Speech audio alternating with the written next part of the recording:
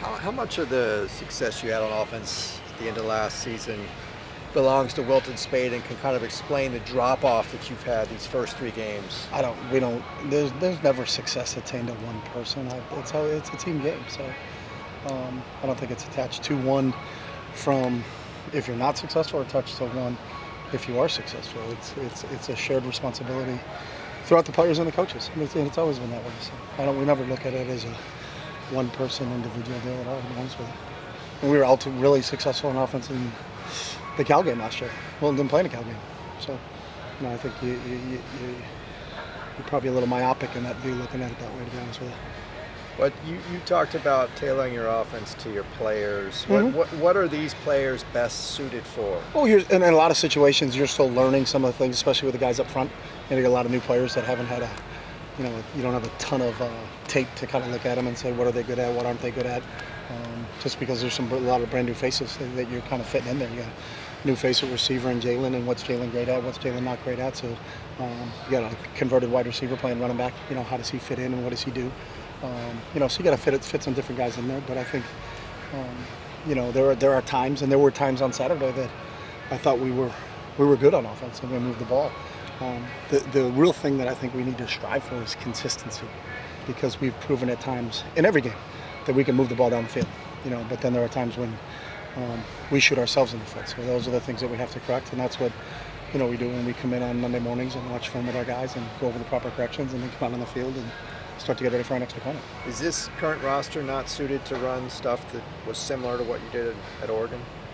No, Oregon was a long time ago, so that's totally two different operations. So, again, another weird view, like that we're going to run what we did at Oregon. That was 2012. Right. They had a lot of success with the single wing in the 1930s too. But football evolves and things evolve. So maybe drop that tape, to be honest with you. I never said when we came in here that we were going to run the offense that we when we were at Oregon. So I don't know why that continues to come up as a question, to be honest with you. So when we were at Oregon, we had really good players. Marcus Mariota was a Heisman Trophy winner. There's a lot of things that you tailor to what Marcus did. But Darren Thomas was a really good player. But our offense changed from Darren to Marcus, because Darren did things that Marcus didn't do. Marcus did things that Darren didn't do. And when Jeremiah was there, it was a little bit different. It was a little bit more quarterback run, quarterback power, because you had a 20 and 25-pound kid that could really run. So I don't look back at our Oregon offense and study that tape and say, hey, we should do that here. I think we're always trying to figure out what our guys here do well and try to action with that. So, and again, it's consistency, because we have done it well. It's a consistency thing, not a, hey, let's go find another offense. So, I guess maybe what I was asking, is there an offense that you prefer, that if you could get your ideal set of players, the wishbone. I would love to run the wishbone. I would love to run the ball every play for the entire game and never have to throw the football. But that's not happening here, so that's not what we're going to run here, and that's not what we're going to do. But in the ideal world, if I was going to play Madden, I'd line up in the bone and run the ball every play. When the team is doing well, what on those drives that are moving the ball? We just execute. You know what I mean? And we're not behind the stakes. And the interesting thing the other night is that we got behind the stakes and made plays. We had a 3rd and 21, and Dorian throws a dart to Devin, and then we convert on a 4th and 1. You know what I mean? So we got knocked back on a sack, and then Felt has a 42-yard run, and we get the ball out to midfield. So there's times when, even though I think that's where there's some growth. There are times when we went because of a penalty or because of a sack, went backwards, but then overcame that. So those are some positive things that you kind of build from that game against a good defensive football team. So, but again, it's just a consistency thing that I think we really need to strive on, and that's what football's all about. There's a lot of plays that go on during the course of a game.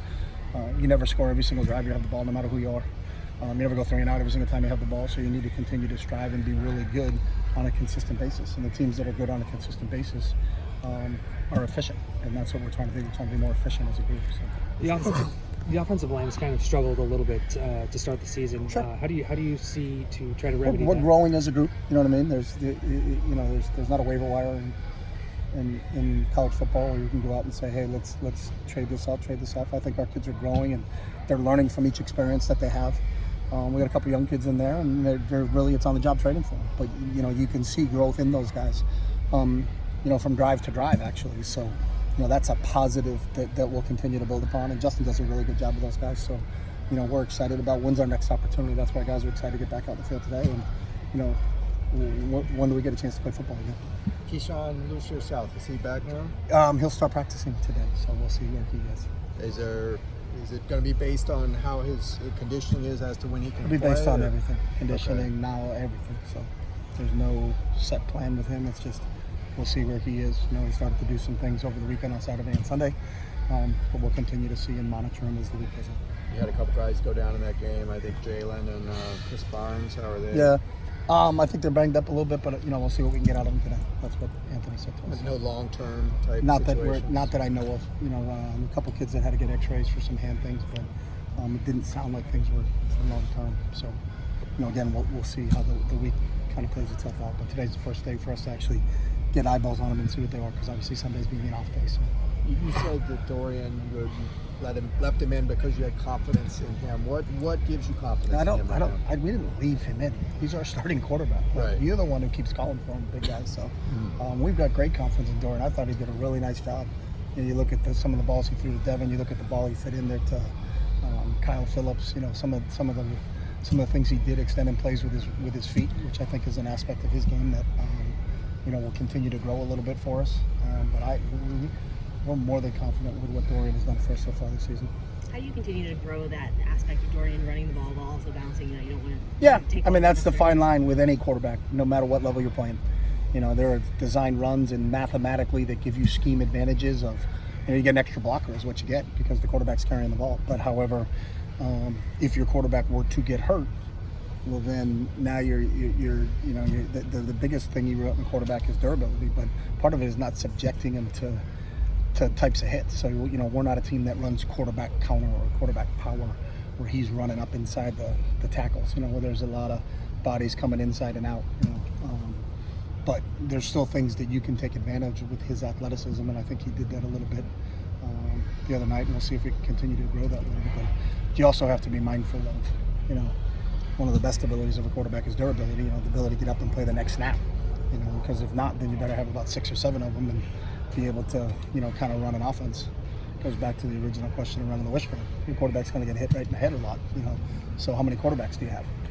That's why in the ideal world, great, but in the ideal world also no one can get hurt. So if no one can get hurt, then yeah, we could do a lot of different things. But that's a really good question of how do you balance that? How much does he run and how much, and I think he did a really good job in some of his decision making. You saw him get close to the sideline instead of lowering the shoulder. He's got the first down, let's get out of bounds and let's play the next snap.